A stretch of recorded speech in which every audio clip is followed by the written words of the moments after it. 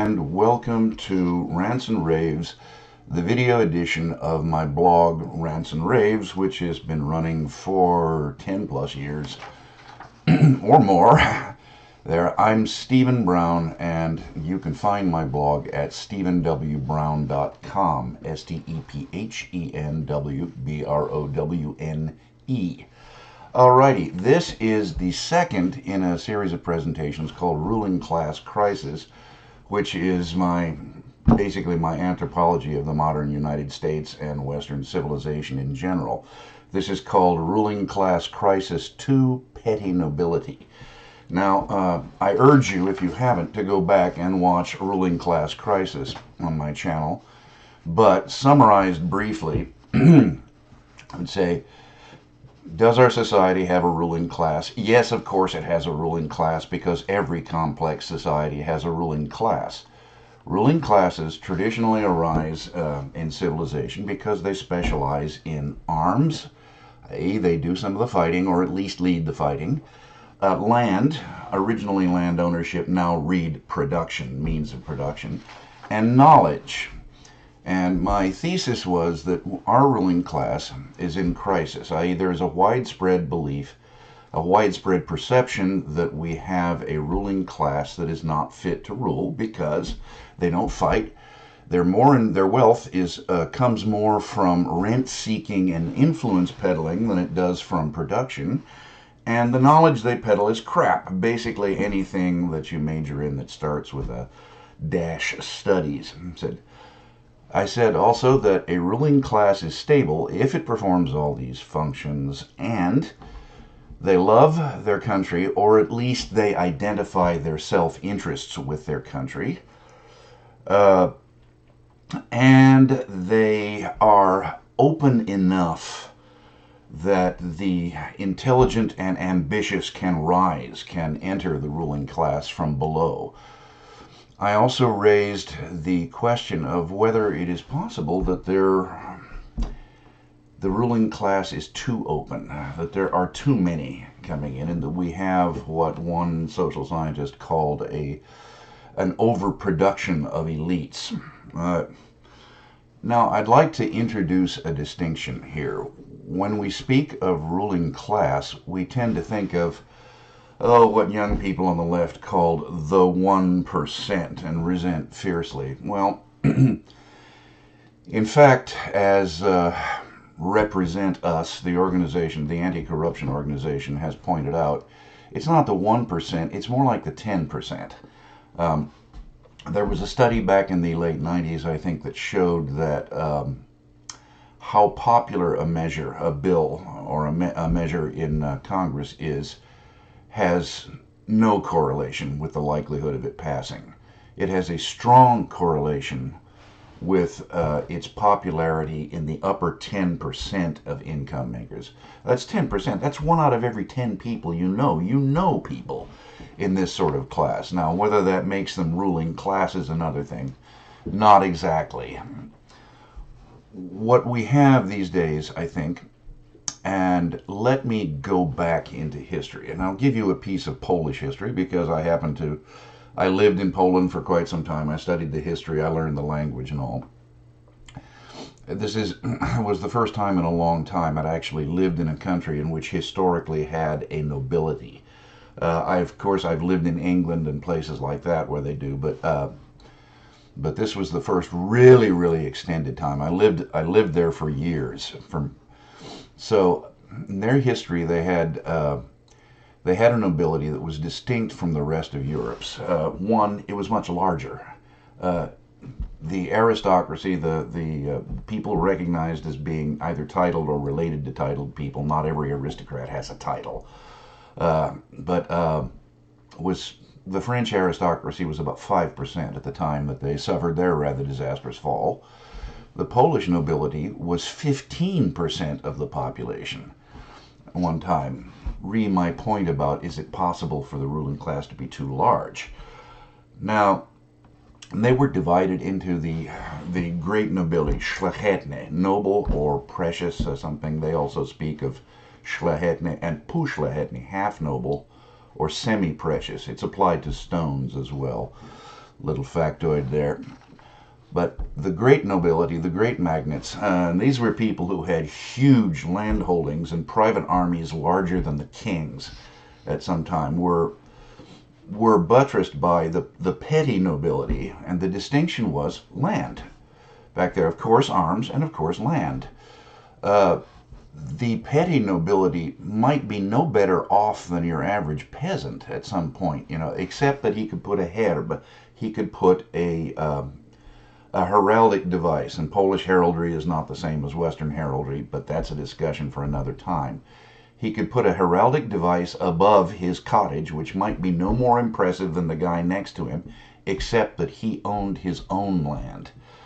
And he could rise within the noble class uh, through good fortune or ambition and hard work, or going somewhere else and stealing a bunch of stuff and bringing it home.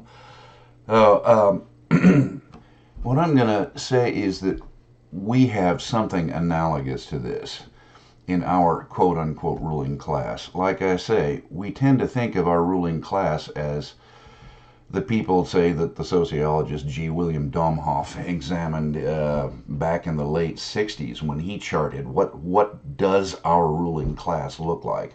Well, yes, it is largely kinship based, though not exclusively, and they are open. It's an open class. You can get into it. And I said, how do you get into it?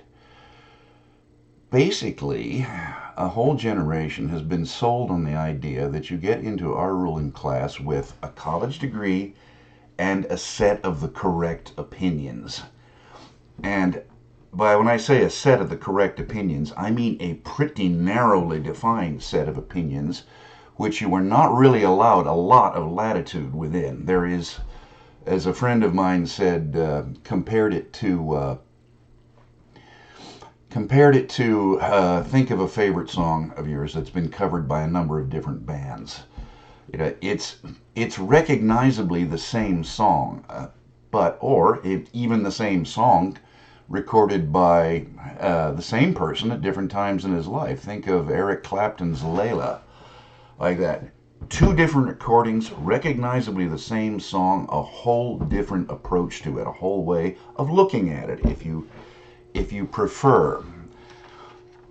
That ain't the way the set of opinions works these days. I'd say on the progressive left, the people who think of themselves as part of the ruling class, as the petty nobility, that I'm sure they'd resent being characterized by this. Some have told me so to my face. But it's not a different cover. It's a freaking chorus. It's done the same way. The opinions are the same. The jargon is the same. The special language that you have to use. If you hear somebody say something like intersectionality or cisgendered or any of that jargon that you hear, you know exactly what they mean. And they'll use it in exactly the same way. So, as I say, the modern equivalent of the petty nobility are a whole generation of young and now approaching middle-aged people who were told that entry into the ruling class was, I said, basically a college degree and possessing all of the right opinions. Now, okay, if that's it, then what is the advantage if there are so many of them? Well, not financial, not that anymore. I mean, you may graduate from college and get a good job, but increasingly larger and larger numbers of them are instead graduating from college with a degree, all the right opinions, and no job prospects and a crippling debt. It's not financial, basically. For some, no doubt, but not for a lot, and not for more and more of them. So, what is the other advantage? Well, what's the advantage? What do you get to do if you're part of a ruling class? You get to rule.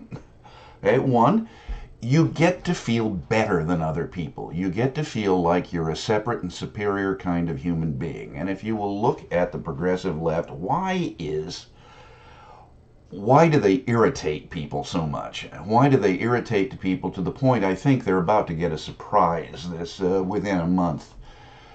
because they are so unbearably self-righteous and so utterly convinced that they are our moral superiors. Well, that's one thing. If it were that simple, you could, go laugh at them. Oh, come on, screw them. They're losers. But unfortunately, they want to take that sense of moral superior out and test it where the rubber meets the road, i.e., they want to rule. Uh, they want to push other people around. They want to be able, and this is the dark part of it, they want to be able to ruin people. And this is something, it happens to other people. I mean, they want to call you, oh, so you're a racist, you have white privilege, you're da da da da. Like they want to be able to insult you, of course, and in the extremists, to ruin you. And in this, they are particularly merciless about their own. And I'm saying this is what I meant by the too open point about the ruling class. We have too many people looking for positions of power, basically, either socially, I mean, from the ability to raise a mob and get it outside your office or your home increasingly, and such like that, where everybody will come and tell you what an awful person you are, get you fired from your position, and like I say, this on the left, this is increasingly happening among their own because they're utterly merciless towards deviations of opinion on their side of the spectrum. And that leaves the fact that there's a lot of them unemployed. They can't get positions, or can get only petty positions in the federal bureaucracy. Academia is demographically is going to be shrinking. Not as many people are going to college, and the college generation is perhaps not as large enough to feed the academic system that we built to feed everybody through it, especially since it's simply not worth it anymore. That crippling debt I mentioned. That is the point I wanted to make. I'm going to be elaborating on this again in the next installment, which will be Ruling Class Crisis 3: Revolution in the Air. Right now, I'd like to leave you with a little factoid I discovered while trying to support my point about ruling classes can fall not only from being too closed but from being too open. And I came across this. I believe the source was the CIA fact book, but the rate of membership in the Communist Party in various countries. When the Soviet Union fell apart back in 1989, Communist Party membership was about 25% of the population. That surprised me. Right now, China is, the Communist Party is arguably not communist anymore. They seem to have dropped the less practical, shall we say, disastrous parts of that economic idiocy, but they're still in control. And they'll let you know the number of prominent people who've been disappearing lately, for example, no doubt for re-education, is there. Communist Party membership, 7%. It's said to be rapidly growing, but still only 7%. Think about that. Thank you very much. This has been Steve Brown at Rants and Raves video edition. And if you're interested in what I've had to say about anything from politics to child rearing in this day and age, I would like to invite you to download my book, The View from Flyover Country, which is a collection of my essays, my newspaper columns, and such. And if you're interested in a more extended essay, I also have one in my friend Mark McYoung's anthology, Beyond the Picket Fence: Life Outside the Middle Class Bubble. My contribution is called When You're a Stranger in a Strange Land: How to Survive When You're Living Outside of the United States. Alrighty, right. Thank you very much. I'm off for my morning coffee, and I will talk to you later. Bye-bye.